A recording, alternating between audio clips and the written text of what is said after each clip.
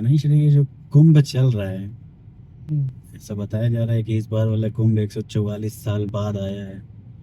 लेकिन जितने भी मीडिया है, न्यूज चैनल्स वाले हैं, बड़ा सतही बातों को कवर कर रहे हैं वो लोग। जैसे IITN वाले बाबा, विश्व सुंदरी साध्वी, कोई महाराज जी लोग हैं, वो अपनी अलग बातें कर रहे हैं। कोई खड़े बाबा, कोई हाथ खड़े वाले, कोई अपनी जटाओं से लटके हुए। कोई चिमटा वाले बाबा हैं। किसी ने लिंग में 2.5 किलो ताला डाल रखा है, तो किसी ने 40 किलो की रुद्राक्ष पहन रखी है। हाँ, मतलब ये मैं भी सोचता हूँ बड़ा, क्यों लोगों को सतही बातों में रुचि आती है, बड़े ट्रिवियल बातों में रुचि आती है, बड़ा ये सोचने का विषय। तो है क्या कुंभ की, अगर आपके पर्सपेक्टिव से देखें तो कुंभ क्या? अच्छा हो सकता था, प्रयोग अच्छा था। देखिए, हर प्रयोग होता है और मैं देखता हूँ कि प्रयोग बिगड़ जाता है क्योंकि उसको सुधारने वाले लोग नहीं होते। यूं देखा जाए भाई, बड़ी अच्छी बात है कि इतने लोग, इतने संत महात्मा एक साथ एक जगह खड़े इकट्ठे होते हैं, तो उन उन सारे संत महात्माओं के बीच कोई एक कॉमन ग्राउंड हमें देखने को मिले। अगर हम सनातन की बात कहें तो ऐसा कोई सत्य जो इटर्नल है, जो सबके साथ एक साथ पिरोया हुआ है, वो देखने को मिले। तो ये सुंदर हो सकता था कि अलग अलग मत मान्यता, अलग अलग विचारधारा, अलग अलग दर्शन, अलग अलग फिलॉसफी से ताल्लुक रखने वाले संत महात्मा आए, एक साथ इकट्ठे हों, आपस में मिलना जुलना करें। क्योंकि 1.5 महीने से रुकते हैं तकरीबन वहां पर, तो अच्छा खासा वक्त है। और एक जो एकता स्थापित होने की बात हो सकती है, एकता बल्कि सतही एकता नहीं, मैं समझता हूँ कि मूलभूत सारभूत एकता जो धर्मों के बीच है, उसको पैदा करने का आयोजन हो सकता है। और हो सकता है इसी दृष्टि से कभी इसको शुरू किया गया हो, लेकिन लोग बना देते हैं हर चीज को कर्मकांड और अंधविश्वास। समझते ही डुबकी लगानी है सबको गंगा जी में। आपकी नजर से कुंभ क्या है? अगर मेरी नजर से मैंने कहा तो कि ये हो सकता था, और अभी जो दिखता है ये वो चीज नहीं है। अभी तो देखिए, पौराणिक कथा वाली बात जानते ही सारे लोग कि वो समुद्र मंथन में कलश निकला और छीना झपटी में कथाएं बहुत सारी हैं। सारे लोग अब तो रट गई होंगी, इतना टीवी चैनल दिखा चुके हैं। कहीं इंद्र का लड़का लेकर भागा, तो कहीं गरुण जी लेकर भागे, तो 4 बूंदें छलकी, 4 जगहों पर गिरी, तो उनमें से कुंभ बनाने का आयोजन हुआ। कलश निकला था ना कुंभ, इसलिए। अब मान लो हजारों लाखों साल पहले बूंद गिरी, अब जहर की हो या अमृत की, बूंद तो खो जाएगी। पहले देवता लोगों ने हो सकता है चाट ली हो, फिर राक्षसों ने चाट ली हो, फिर कई साल तक, मतलब बड़ी पावरफुल बूंद मान लें, जैसे रेडियो एक्टिव कोई चीज आ गई हो। जैसे कहीं होता है ना, रेडियो एक्टिव पदार्थ निकल जाता है, तो आने वाली कई पीढ़ियों तक वो रेडियो एक्टिविटी वहां पे बनी रहती है। फिर भी वो 100, 200, 1000 साल बाद तो खत्म ही हो जाती है ना। उसके बाद तो वो भी नहीं बचती, रेडियो एक्टिविटी भी। तो यहाँ अमृत तो कब का चट गया होगा। आप लोग क्या चाटने जाते हैं वहां पर, या क्या नहाने जाते हैं? तो मेरी दृष्टि से उस सब आयोजन का तो कोई मसला नहीं है कि कोई अमृत वहां पर मिलने वाला है, या गंगा जी में नहाएंगे तो बड़ी पवित्रता पैदा हो जाएगी, पाप धुल जाएंगे। सिद्धांत देने वाले तो बहुत है, वो कहेंगे इतने साधु महात्मा हैं तो एक वोर्टेक्स ऑफ एनर्जी पैदा होता है। और तो वही मैं पूछने लगा कि सब, किसका आध्यात्मिक पहलू भी है क्या कुछ, या हो सकता है क्या? देखिए, वो रहस्यात्मक पहलू तो नहीं है कि एक आदमी जाए, 1000 आदमी जाए, तो ऐसा कोई वहां पर मैग्नेटिक फील्ड नहीं बन जाने वाला है कि उसके बाद जाने के बाद सब रूपांतरित हो जाएगा। वो चैम्बर नहीं बन गया है। लोग तो यही बताना चाहते हैं कि गंगा जी इस समय ऐसे चैम्बर में कन्वर्ट हो गई, उसमें नहाओगे तो सब रूपांतरित हो जाएगा। क्योंकि निकल के आने वाले लोगों में आज तक तो ऐसा कुछ दिखा नहीं। जैसे जाते हैं वैसे ही लौट आते हैं। अच्छा लगता है, सुंदर वातावरण है। बस इसमें जो रोचक चीज है कि लोगों को इतना सतहीपन में रुचि क्यों। अभी पूरा कुंभ कई हो गया भाई, अपनी उम्र के हिसाब से देखें तो जितना भी हमने देखा, जितना तुमने देखा होगा, किसी कुंभ के कवरेज में मैंने ऐसे 10 संतों का इंटरव्यू या विवरण हमने नहीं सुना जिनकी बातें सुनकर एकदम आप चमत्कृत हो जाए, हतप्रभ हो जाएं। क्या सुंदर सरल ज्ञान की बातें बताई, कैसे लोगों का पथ आलोकित कर दिया। तो करते क्या है फिर वहां जाकर? अगर एक बात भी कायदे की समझा नहीं सकते किसी को, तो इतने लोग इकट्ठे होने का तात्पर्य क्या हो जाता है? उनके इकट्ठे होने का औचित्य क्या हो जाता है? ये सोचने वाली बात है। फिर यही रह जाएगा, विश्व सुंदरी साध्वी, मृगनयनी लड़की, और ईटा बाबा, कंडा बाबा, हुड़ुप चुल्लू बाबा, यही सब रह जाएगा। विदेशों से भी अनंत जी जो आते हैं वहाँ पे, अगर भारतीय संस्कृति की बात कही जाए तो लोग इन्हीं सब चीजों से तो अट्रैक्ट होते हैं ना। लेकिन भारतीय संस्कृति मतलब क्या? यहाँ पर सोचना चाहिए भारतीय संस्कृति यही नहीं है, ये तरह तरह का जो बाहरी रूप है। भारतीय संस्कृति भारत के सनातन ज्ञान में सन्निहित है। भारतीय संस्कृति उस इटर्नल विजडम में सन्निहित है। वो इन मत मान्यताओं में नहीं है कि भाई ये तुमको दिख रहा है तो ये सारा जो कर्म कांड है यही सनातन की संस्कृति है। ये बाहरी आवरण हो सकते हैं, लेकिन भीतरी चीज तो बिल्कुल फर्क होनी चाहिए। संस्कृति विदेशियों का जहाँ तक सवाल रहा, उन पर नहीं जाना चाहिए। वो हर उल्टी सीधी चीज पर आकर्षित हो जाते हैं, इसलिए उनके आने से कोई बड़ा महत्व बन जाता है या कोई चीज बड़ी महत्वपूर्ण हो गई, ये नहीं देखना चाहिए। हम हिंदुस्तानियों की यही बड़ी भारी बीमारी है। और कभी कभी मुझे लग रहा है कि कितनी पुरानी रही होगी ये तो नहीं कहा जा सकता, लेकिन गुलामी की संस्कृति तो है ही है कि आप अभी भी स्किन कलर से इतने ऑब्सेस्ड हैं कि वैसे लोग आ जाएं तो आपको लगता है कि अब देखो लोग समझ पा रहे हैं पूरे विश्व को कि हाँ। हमारी संस्कृति क्या है। इंटरप्रेट तो ऐसा ही करते हैं। हमारी समझ में आ रहा है, इससे बात बनती नहीं है। हम गए बीते हैं भारतीय लोग कि हमने समझा तो समझा दिया, तो उससे कोई बात नहीं बनी, और कोई बाहर का आदमी आएगा और समझ लेगा तो ज्यादा बात बन जाएगी।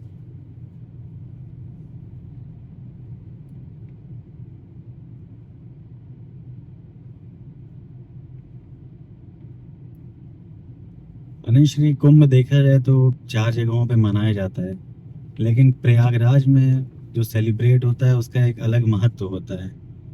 क्या संगम जहाँ 2 नदियाँ मिलती हैं उसकी वजह से? बिल्कुल, इसलिए महत्व बेशक ज्यादा है। और ये बात भारतीय ऋषियों ने जो बनाई परंपराओं में, वो प्रशंसनीय है। हर अच्छी बात को हमें अपने भीतर मंथन जरूर करना चाहिए। 2 नदियां ऐसा नहीं कि प्रयागराज में ही मिल रही हैं, वो अनेक जगहों पर मिलती हैं। प्रयागराज में थोड़ा एक्सपेंशन ज़्यादा मिल जाता है आयोजन करने का, गंगा और यमुना मिल रही वहाँ पर। और एक पौराणिक नदी सरस्वती की भी परिकल्पना करते हैं, वो थी नहीं थी ये सब डिबेट का विषय, खोज का विषय। लेकिन 2 का मिलना वो महत्वपूर्ण हो जाता है।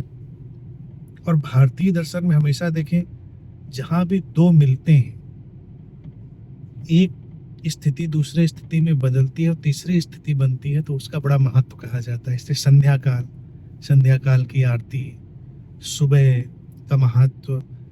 संध्या काल सुबह को भी बोलते हैं, जहाँ 2 वक्त मिल रहे हैं, अंधेरा जा रहा है, उजाला आ रहा है, उजाला जा रहा है, अंधेरा आ रहा है, एक नदी आ रही, दूसरी नदी आ रही, मिलकर आपस में घुल मिलकर एक नई यात्रा पर निकले। तो ये एक बड़ा सुंदर भौतिक प्रतीक है कि व्यक्ति के भीतर की स्थितियों का अतिक्रमण उसकी अचेतनता उसकी चेतनता से मिले, अतिक्रमण कर जाए। उसके भीतर का ज्ञान से मिले, अतिक्रमण कर जाए।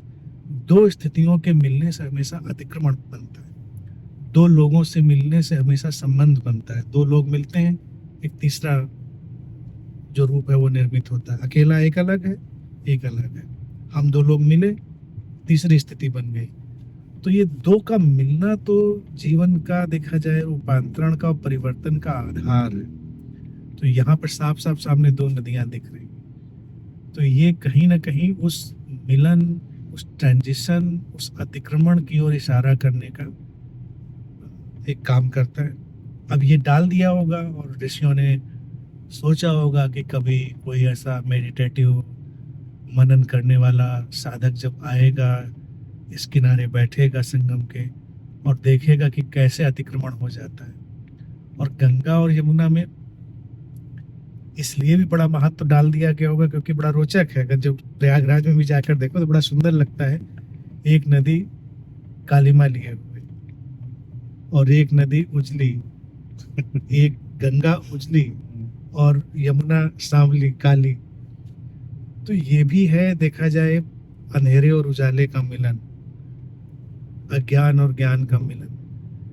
व्यक्ति की अचेतनता जब चेतनता में आए, उसका अतिक्रमण, तो इसलिए उसको देखकर किसी कोई आइडिया आ जाए तो बहुत अच्छा हो सकता है और हो सकता है वो उसके पार चला जाए। ज्योतिष एंगल से भी कुछ है क्या कुंभ में? ज्योतिष का ज्ञान तो मुझे है नहीं, हालांकि पूरा कुंभ ऐसा दिखाई देता है बाहरी तौर से कि जो ज्योतिष के मत और मान्यताएं हैं उन पर ही आधारित है।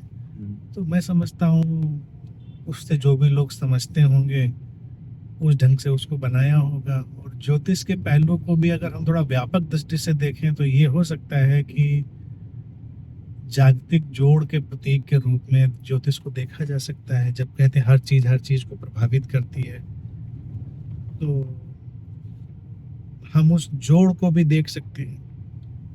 भारत में ज्योतिष का भी जो निर्माण हो सकता है हुआ हो और इशारे किए गए हो, वो इसी अंतर संबंधित इंटरकनेक्टेडनेस को दिखाने के लिए किया गया, जो कि बहुत सुंदर है। इंटरकनेक्टेड तो है दुनिया, लेकिन जब लोग उसमें सोचते हैं वो व्यक्तिगत रूप से मुझ में रुचि ले रहे होंगे, ग्रह नक्षत्र और सितारे, तो उनकी मुश्किल खड़ी हो जाती है। अनिश जी, ऐसा भी देखा जाता है कि कुंभ में कई सारे जो चमत्कारिक बाबा हैं, बड़े बड़े संत हैं, वो लोग कुंभ में ही दिखाई देते हैं। कुंभ अगर ना हो तो लोग बताते हैं कि वो लोग निकलते नहीं है ज्यादा या कहीं दिखते नहीं है लोगों को। तो इसके पीछे भी कुछ कारण है क्या? नहीं दिखते हैं तो ये उनके व्यक्तिगत कारण हो सकते हैं।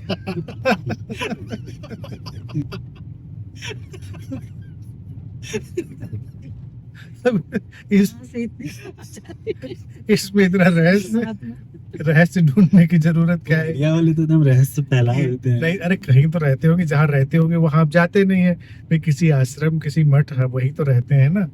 तो आप वहां जाके तो ढूंढते नहीं, वहां जाके ढूंढेंगे वहां मिल जाएंगे।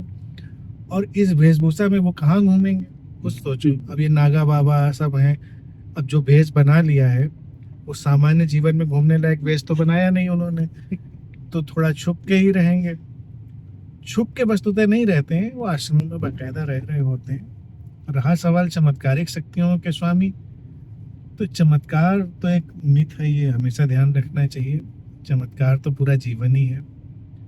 और हाँ, अलग अलग तरह के लोग हो सकते हैं। और ये जो नागा बाबा वगैरह आते हैं, ये जो परंपरा रही मठों की, हिंदू धर्म की, उस सब की, उसमें योद्धा की तरह, सैनिक की तरह वो बनाए गए थे कि उनको शस्त्र की शिक्षा दी जाए और वो लोग युद्ध करें, कभी ऐसा मौका आए तो रक्षा करें, लड़ाई लड़ें। तो इसलिए वो बनाए गए थे। अच्छा नहीं श्री, ऐसे देखे तो जैसे आपने अमृत वाली बात कही, अमृत की बूंद भी खत्म हो गई।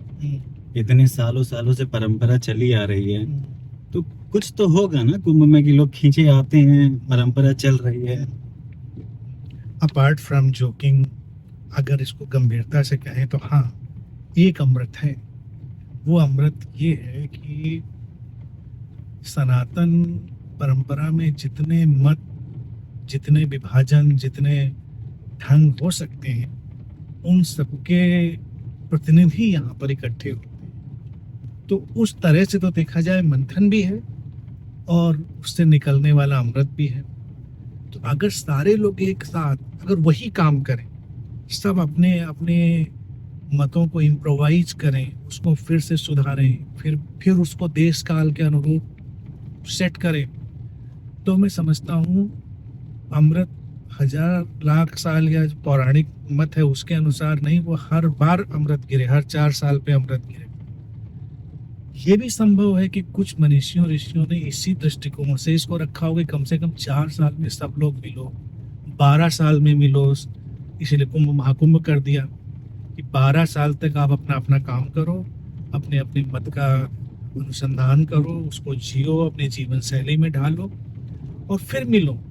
फिर मिलने के बाद विश्लेषण करो, देखो क्या सही रहा, क्या गलत रहा, क्या देश काल के अनुरूप गया, क्या देश काल के अनुरूप नहीं गया, क्या फिट बैठा, क्या मिसफिट गया, और फिर इम्प्रोवाइज करो। तो ये धर्म तो गंगा की तरह जीवंत बहता चला जाएगा, ये कभी तालाब बनेगा नहीं, मरेगा नहीं, तो अमृत हो गया।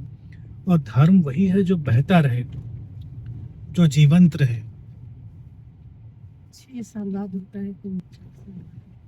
चलिए जी, सही कह रहे हैं आप। उनका इम्प्रोवाइजेशन ही मंथन देखा जाए हो गया। और उससे तो अमृत निकल ही आएगा। अमृत निकली। वो धर्म तो अमृत में हो ही गया कि जो नदी जैसा बहता रहता है, जो किसी किताब में नहीं बंद। बाकी सारे मजहबों ने तो बंद कर दिया, उनकी किताब बन गई पवित्र, वो बंद कर दिया। और इसीलिए हिंदुओं में देखा जाए कोई पवित्र किताब नहीं बना पाए। कोशिश करते हैं लोग कि ये वेद हमारी पवित्र किताब है, गीता हमारी पवित्र किताब है। नहीं, यहाँ कुछ नहीं है। यहाँ तो दिन प्रतिदिन नई नई चीजें आती चली जाती हैं। यहाँ तो हर बार उस पर मंथन होता है, विमर्श होता है, फिर नई चीजें निकाली जाती हैं। तो इस लिहाज से बहुत महत्वपूर्ण हो सकता है। और ये साहसी कदम भी है कि इतनी भिन्न भिन्न मान्यताओं के साथ लोग आकर इकट्ठे हों, फिर विमर्श करें, अपनी अपनी चीज़ों को शेयर करें। इतनी साधना पद्धतियाँ, इतने ढंग सब लोगों के लिए उपलब्ध हों, तो उस लिहाज से तो बहुत महत्वपूर्ण हो जाती है चीज़। लेकिन वो करें तब ना। अब लग रहा है कि हाँ, यही कुंभ का मतलब है। ऐसा करें तब तो हो सकता है, तब बिल्कुल बहुत ज़बरदस्त मतलब हो सकता है।